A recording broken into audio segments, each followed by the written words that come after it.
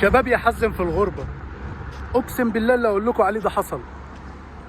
واحد هنا شغال معانا والله الراتب بتاعه يصل الى 4000 درهم، يعني بالمصري كده بالحسبة بتاعتنا لو سوق سودا 40000، لو بنك هتلاقيه عامل بتاع 35000 جنيه، يعني بيعادل مرتب محافظ.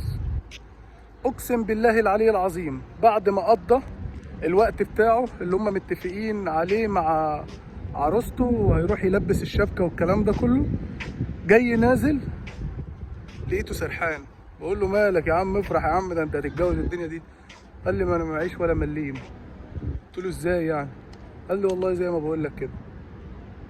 ف صاحبنا ده واخينا شرب بالفلوس، خرج مليطه مع الجنسيه السهله، مش هذكر الجنسيه بحيث ان كل المغتربين عارفينها يعني.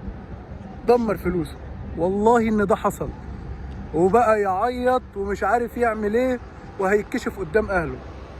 يا رب سامحني، وهب لي كده فكره ان انا اقولها له، يعني ان هو طيب اعمل كارد علشان ما تتكشفش وانزل شوف حياتك بقى والتزم يعني، وعلى الله تكون عرفت يعني، وهي اول واخر مره.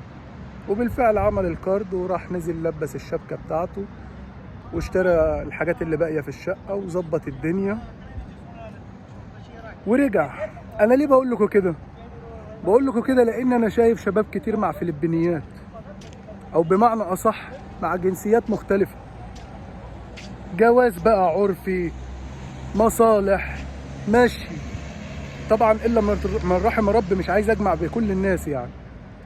ف فحرام عليك نفسك وحرام عليك اهلك.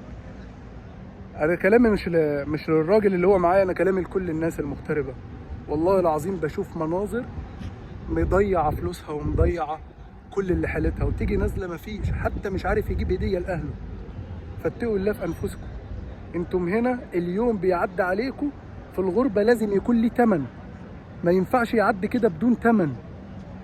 فخاف على نفسك وخاف على قرشك، وحاول ان انت تعمل حاجه لنفسك. والله النصيحه دي بقولها لك وبطبقها على نفسي قبل ما بقولها لك يعني. فسيبك من الجنسيه السهله، لان الجنسيه السهله من الاخر هتدمرك وهتجيبك ورا. راجع نفسك. كتير من الشاب اللي انا حكيت عليه ده والله موجودين وبيسمعوا الفيديو ده، فاتق الله انت وهو.